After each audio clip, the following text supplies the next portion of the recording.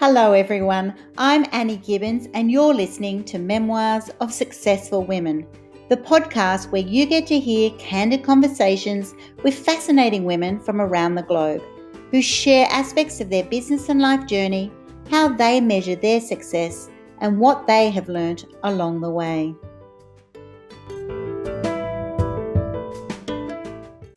Hello and welcome to Memoirs of Successful Women. Today I have the gorgeous Paula Sheppard, who calls herself the confidence guru.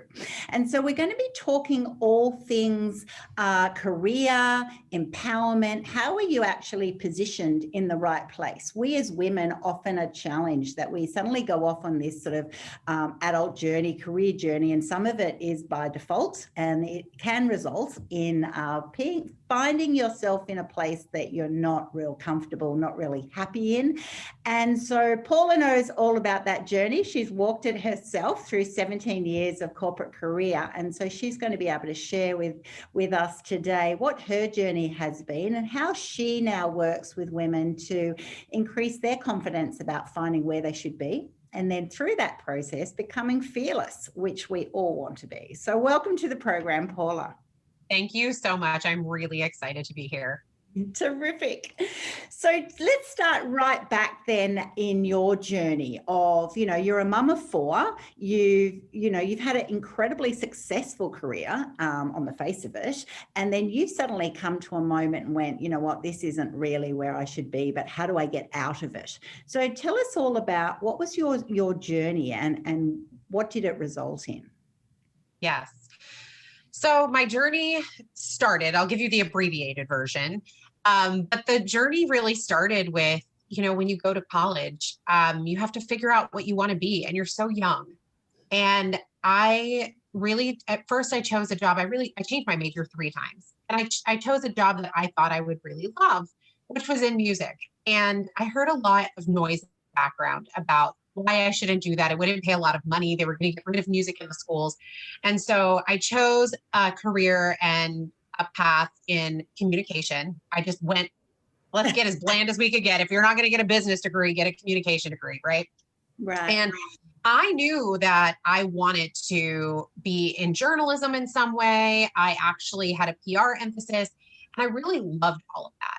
But somehow I got out of college and I did not get a job doing that. And what I started to do was see people around me getting jobs, and the market was very tight at the time. I just tried to get a job so that I could make a lot of money. Well, what I wound up with was a job in a nonprofit to start with. Mm-hmm. And I loved my job, but I made a pittance. And I adored it. I loved the people I worked with. They showed up because they loved their job. But I wasn't making any money. So I left. And I wound up getting a job through a friend. And then again, through my sister, who was working for a company, Fortune 500 company, and shifted more to a government contractor role.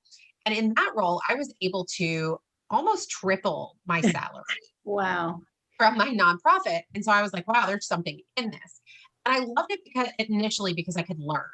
But what happened over the course of time was it became a competition with myself because I was so ambitious that I just really wanted to make more money. Because the answer to me as a young person was, if I make more money, I'll be happy. I'll be able to buy all these things. I'll be able to do all these things. I'll be able to afford all this stuff.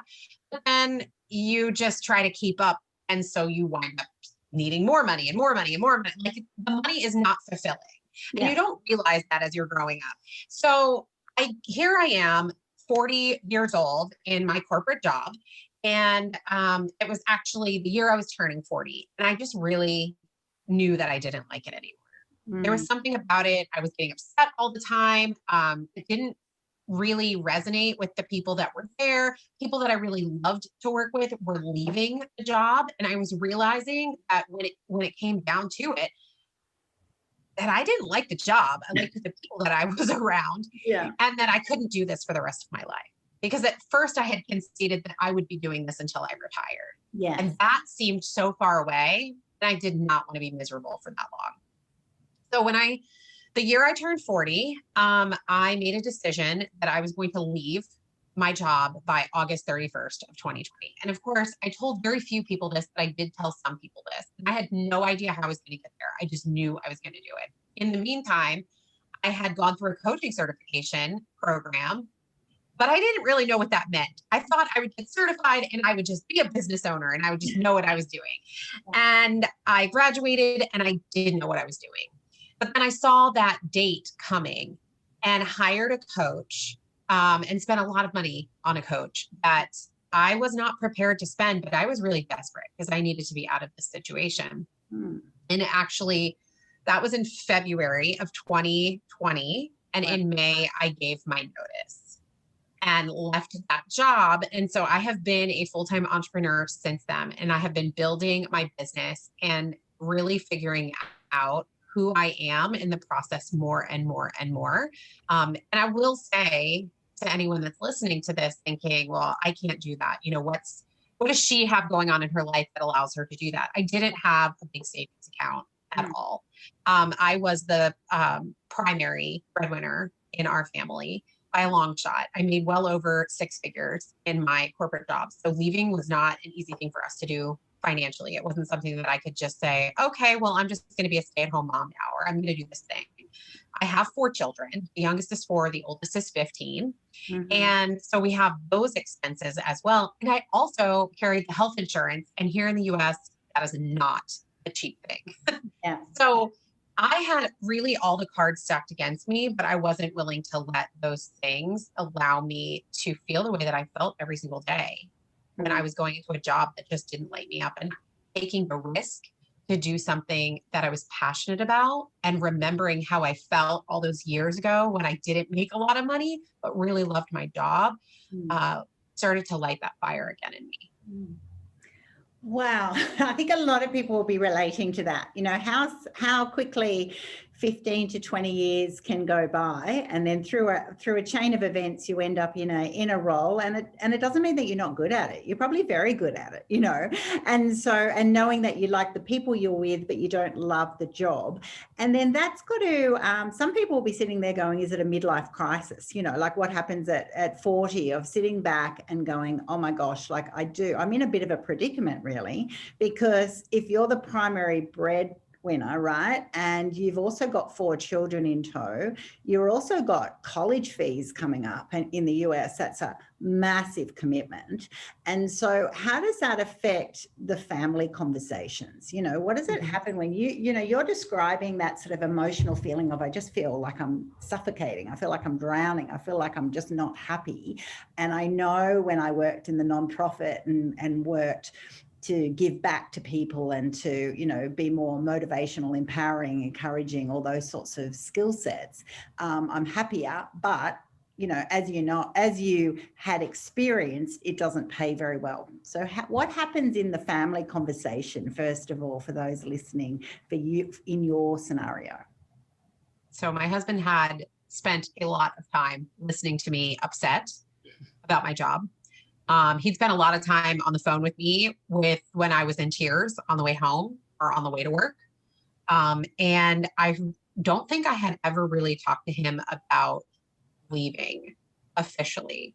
And when my side gig started to become more than a side gig while I had it full time, I know that he really saw that there was something that could be there. And I remember going to him in May and saying, I can't do this anymore. I'm looking at what I've made the last 2 months and I've done phenomenal. I need to leave this job. I don't think I can make it till August. And he said, then leave the job. And of course that kind of took me aback a little bit, because I was thinking, is he joking? Is this where I'm supposed to say, no, I can't do that right now?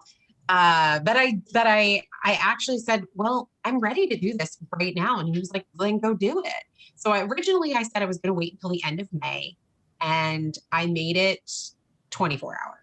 And he was like, I'm surprised you didn't do this sooner. So I'm very lucky that I have a spouse, a partner that supports me in that way. I know that there are women that I have spoken with that maybe don't have that. But I will also say that sometimes we make some assumptions as women and we project what our internal feelings, that what that inner critic is saying to other people, without giving them an opportunity to have their own say. And if we give them that chance, sometimes we hear something that we're surprised by. Yes. And I think that's what happened with me. I did not expect to leave my job in May. And if somebody would have told me a year and a half ago that I would be an entrepreneur, I probably would have laughed at them. Did you set up your new business from scratch, or you'd referred there it was already a side hustle for you? So you were juggling both at the same time, which is why it was also becoming overwhelming.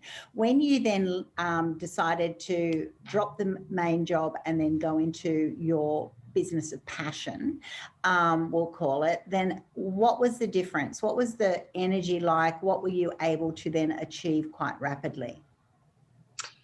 I got to be around people that I chose to be around, and that made all the difference in my day. I got to, especially having children that were home because of COVID, it gave me the opportunity to be able to make my own schedule, which felt very strange. Yes. There were times where I would go to the store in the middle of the day, and I would be worried that even though I didn't have a job, I'd be worried that I had a job, but I didn't have a corporate job anymore. And I would be concerned, like, oh, what if somebody realizes that I'm not online? And I would have to snap myself to and remember, well, wait a minute, you're the boss. You gave yourself permission to do this. But for me, I feel like, I don't know, it was such a liberating feeling for me to leave my job and to step out of that comfort zone. And I don't even know. I don't even have words for it.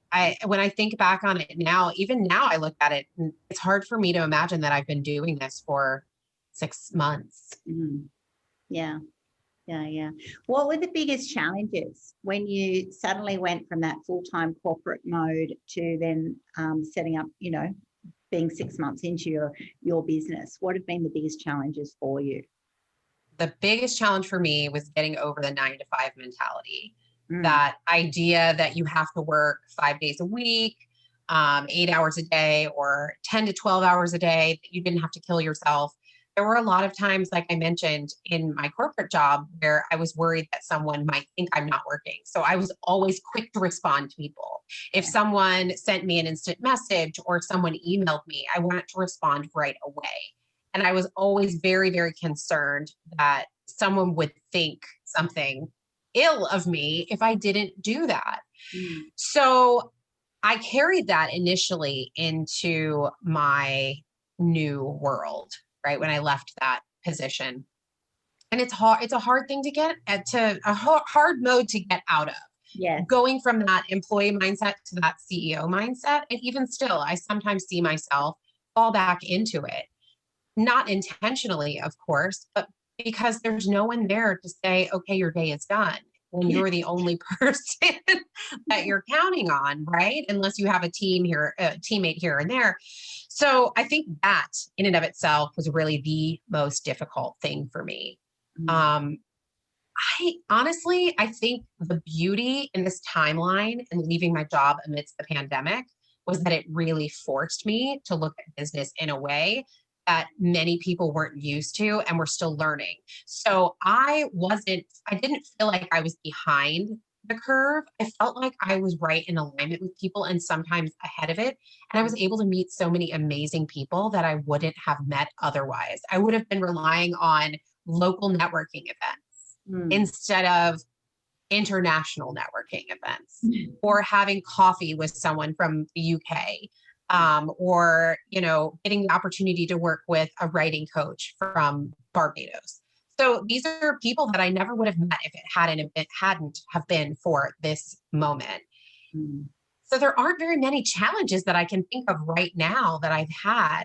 Now, for some people, the social media thing can be a bit squirrely, and you find yourself really sucked into it, but I had switched gears a long time ago and decided that I was turning all my notifications off on my phone, that I was only using my laptop for work and not my phone. So I was already creating boundaries for myself as I was creating my job so that I wouldn't be constantly working.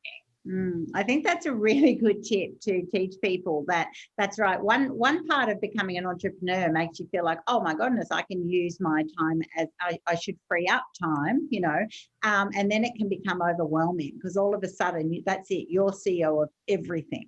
And so that's right, turning your apps on or using them intentionally in certain ways. There's still a massive requirement to shut down the noise, right? Because there's so many new things that you're now learning. So, for example, social media, or just meeting up with different people in different time zones and getting all of that sort of thing right. Exactly. Right. How did you find? How did other people respond to you? Like we've talked previously about, that negative voice in your head and sort of proving things to yourself, but you'll also have people who will then be very quick to judge or have an opinion about what you've done. How did you find that? That's a good question. I think I hid a little bit initially. I was using my personal profile was strictly on Facebook in particular and social media. I was only talking about my personal life and I did not talk about business. I didn't talk about my opinions. I didn't talk about what I was doing. But when I left my job, it was so liberating that I started speaking out and I started talking more and more about who I was and some of my stories from my past, my history that I hadn't necessarily shared out loud. That probably in the past, I would have thought it might have been an overshare, but people really resonated with that. And I really focused on being courageous and building that confidence. And that in and of itself really drew in an audience, not just people who would be potential clients, but I invited people into my group that were kind of all over the world and really struggling, even people that didn't have businesses that didn't really know who they were and were almost stuck in the same place that I was. And in that, you mentioned midlife crisis before. But yeah, and having that moment where you're looking at your life and going, is this it? Well, maybe this is all that I was meant for, but I really feel this pang to do something more. And being able to serve those people in a way, even if it's for free, and giving them inspiration and camaraderie in a Facebook community. That's it. I think once you open up your authentic self and start sharing candidly, all of a sudden people are refreshed by that, and they'll be attracted to that because they'll then want to share their own stories. Why do you think so many women are in this situation around 40, around 50 of going, how did I get to this stage and I'm not in the right place? What do you think socially is happening there? It happens more than men, right? It does. It feels like it does. So one of the things that I have noticed, and I think it still continues, even when people do decide to go out and start their own businesses, et cetera, is they're listening to what other people are saying and they're not defining their own version of success or what they want their life to look like. And so, for instance, I was talking about this in terms of coaching. We'll hear a lot of coaches say, scale to 10K months, scale to 10K months, but that's not everyone's version of success. Yeah. Some people just want to, have a 3K month and they want to make sure that they have time, they're off on this day and this day and they spend time with their family, or they want to be able to go anywhere to go on vacation whenever they want. Everyone's definition of success doesn't look the same. And I think that starts really early on. And I'm evidence of that, I believe, when we ask these kids, we ask children to decide what they want to be for the rest of their lives. And you go to college, and particularly in the US where you're spending a lot of money, many people in college, loan debt, and you have either parents or you that are paying for something, you almost feel this obligation to follow through with it. Yeah. Yeah. And I've heard that from so many women where they're stuck in a job and they don't want to leave because their parents paid for their education, or they spent all of these years and they feel like they would have just wasted it if they stopped now. But they just have this calling to do something more. And there's this time, and especially now, this evolution within this with the pandemic, particularly, where people are getting the opportunity where they never had before, potentially, to work from home and see and feel what that's like. And knowing that they never want to go back to an office. They don't want to do that. They want to choose their schedule.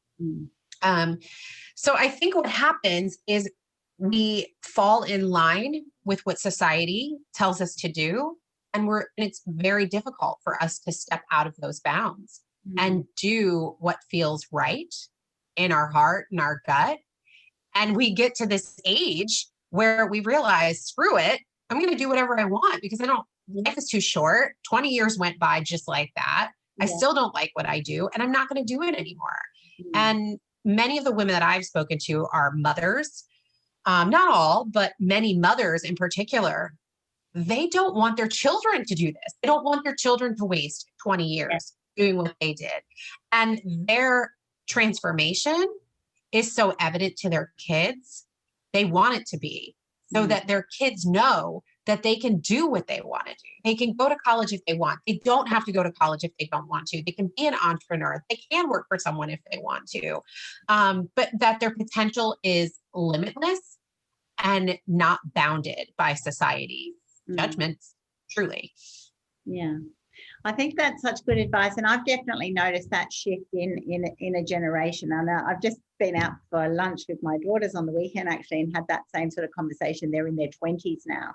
And it's a bit of how are you going in your life, and are you working to achieve your best self? And one of them wants to be an actress and the other one is into statistics, like polar opposite girls, but therefore need to be are designing their lives very differently. And I think that's a whole new generation that I wouldn't have done. I did a qualification because it was expected of me, and have done a whole crazy journey of 3 degrees to get to be a CEO where I am now.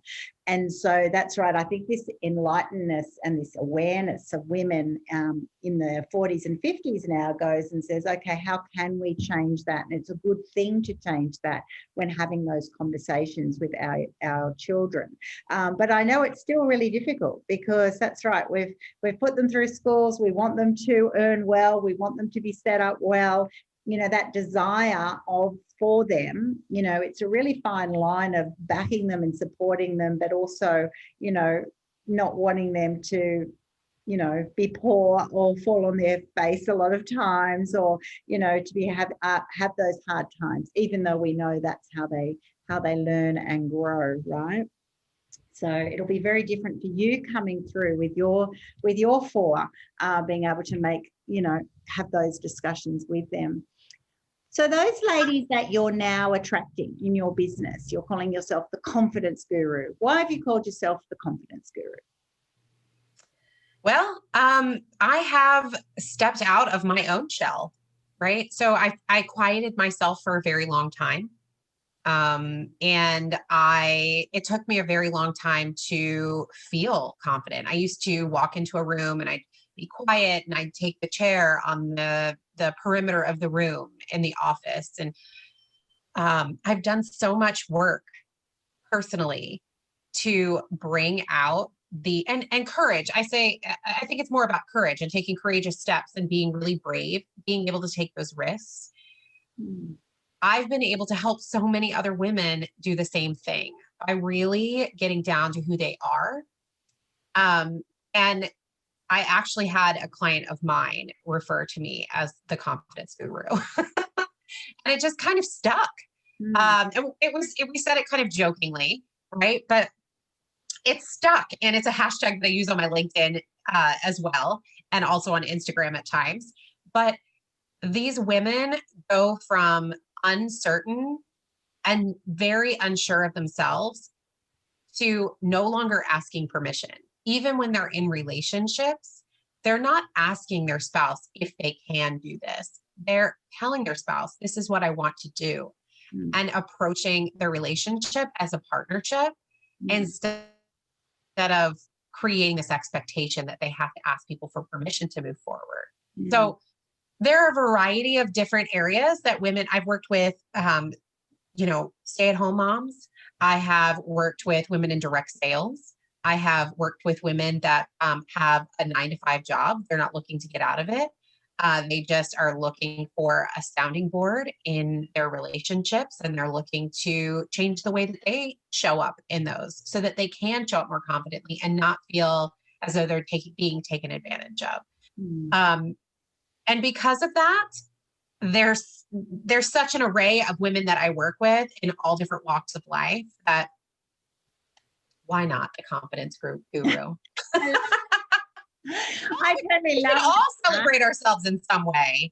Exactly. And what better way to do that than it's how your clients refer to you. Often in business, we kind of find it difficult to articulate, what exactly do we do? And that's what I did. Even my program's called Magic Transformation. And that was because I asked people, what do I do? And they said, you make magic happen, right? So it's really interesting that same sort of concept of it's actually really on point, because your business is actually what people receive from you rather than what you think you do, right? So I totally love that. You talk also about as your confidence rises, your fear falls away. What sort of fears do you notice with your clients that, seemed huge and then don't become a problem?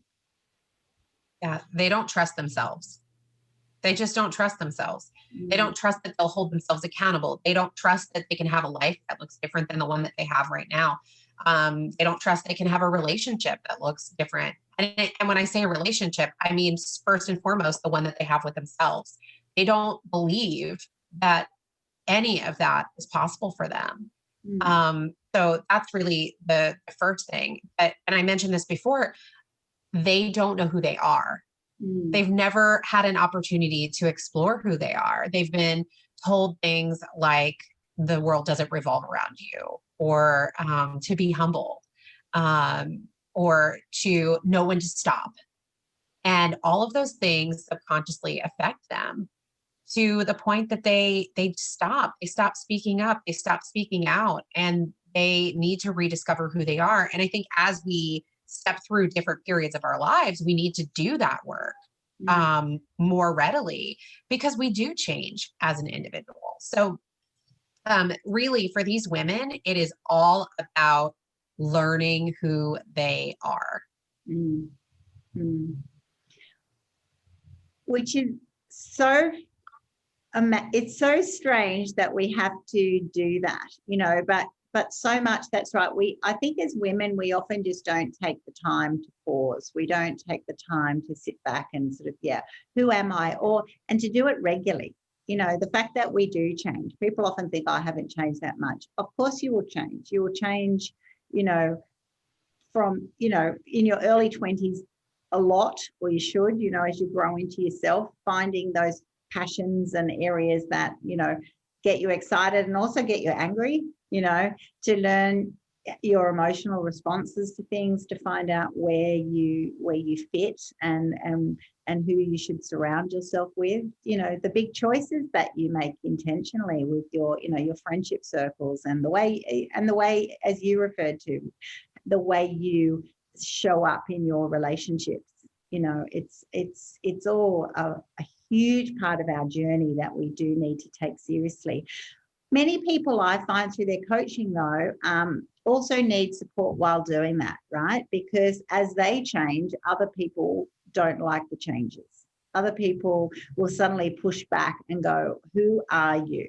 Like, that's not you. Whereas, so you're finding yourself, and they're saying you're not you. You're not the person that they're used to working with. Do you find that in your coaching? Oh my goodness. I'm so glad that you brought this up, because this was, when you were talking about that, I was like, oh, I got to mention that fear as well. Yes, I see this all the time. I saw this in myself, and it happens as you go through the evolution, because you do lose friends. You lose people in your life and it hurts, because these are people that maybe you've stood behind. The reality is they're not going where you are. And that doesn't mean that you are discarding them. It just means your circle changes, and people have these seasons in your life. So I do see this fear of if I do this, I don't think my marriage will make it. Or if I do this, I'm going to lose my friend, or I'm starting to lose my friends, or I'm starting to lose this person, or people are telling me that I'm acting differently.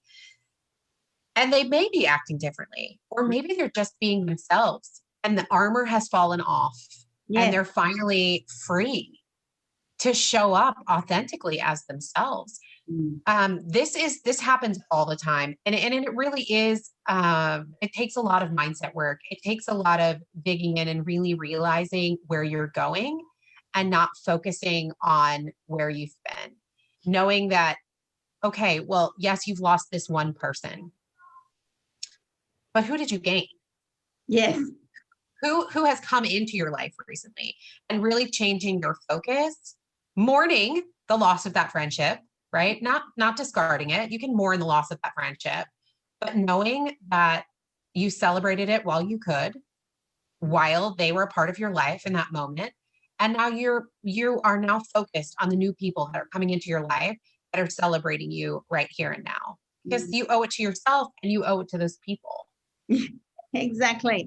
And I think that's the point. It's permission for yourself to move on. You know, I think that for me, that's been one of the most huge things that I've noticed with people. They want the change, but they fear the response, or they feel uncomfortable, or they feel like a bad person because suddenly they don't align and it makes them feel uncomfortable. And so that's right. I think when you said mourn those friendships, you know, some of the friendships will stay, but the ones that don't allow you to be yourself as you evolve, they have served their time, you know, and it doesn't make you a bad person to let them go. It doesn't mean that it wasn't great while you were there. It actually just means that, it's something that you need to celebrate it and move on from. And that's exactly it. Once you make those sort of shifts, the world opens up with all these other people who are there to support you in this next stage of your journey, right? It never ceases to surprise me. You suddenly open a door and there's just so many opportunities, and you look back, like you've looked back after 6 months and went, what was it even a decision? You know, why did I take this long? Everyone always says, why did I take this long? You know, no one says, maybe I jumped a little bit early. It's always the opposite. And that's right. And then that's it. I think as women too, you know, on my journey, I noticed, you know, I had my kids fairly young, and you automatically become friends with the people in mother's group, or people in a play group, or the people who are in your street or whatever. And you can get careers in just by default. You can also get friends by default. And they're lovely and they're supportive in that stage. But when you have all in common is your baby or your toddlers or whatever, that's not going to be who you are as you then grow in yourself and your career and your journey and the things that you're personally passionate about. And so it is hard, and you cry over these friendships because you've been through such incredible special times with them. But it's okay. There's only so many hours in the day, and we want to be spending them wisely. I love what you shared today about, you know, different versions of success, because this podcast is all about, you know, successful women and what does that look like. And like you said, you know, some people it is the maximum financial win, but for most it's not. It's about, that's right, getting the balance. What does that look like in yourself? You know, with your health and wellness, what does it look like in your home environment? Yeah, that's right. Being around kids who you might be homeschooling, having time for travel, flexibility. It does give you we'll all view success in a different way. So where do you want your business to go now? What do you see happening for you as you grow on your journey? You know, I really I've loved being on podcasts. I've loved that. I love showing up for my community and doing trainings. I do them once a week. So I have no problem showing up on video, and I love to talk. It's hard to get me to be quiet sometimes. So I see myself expanding into that space and doing a podcast. I also have a book that I've been writing on and off. And so I'm very excited about it. But I've had other things going on, so I haven't been able to focus on it. But in terms of business growth, I see my business growing. I see being able to have my husband leave his job so he could be my business manager.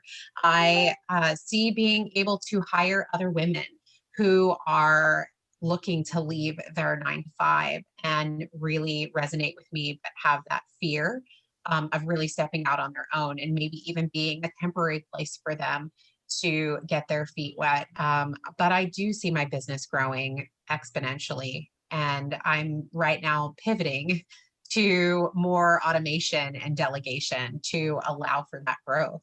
Yeah. Yeah, I'm doing the exact same step. And that's a whole realignment as well, isn't it? Suddenly just getting to a stage where that's right, you can't do everything, and you need to know what to outsource and how to make that happen.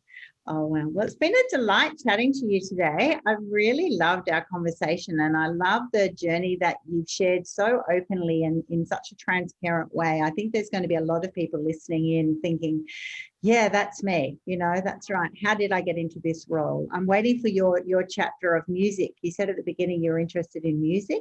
Was that right? Yes, I originally was going to college to be a music teacher. Yeah, so there's got to be a bit of a music bent there somewhere coming out in your journey. It's really interesting, I think, when we process our journeys, finding what was there originally and then what's its position. And sometimes it's the full-time thing, and sometimes it's just a side passion, but they'll always work their way out. So that might happen in your 50s. Yeah, I'm going to be looking for it. You never know. So everyone, if this resonates with you today, contact Paula. I'll have all of her details on my podcast platform. Definitely just Google The Confidence Guru and you'll find her very easily. And I wish you all the best in your future success. Thank you so much. I have had such a great time talking to you. You're lovely. Thanks.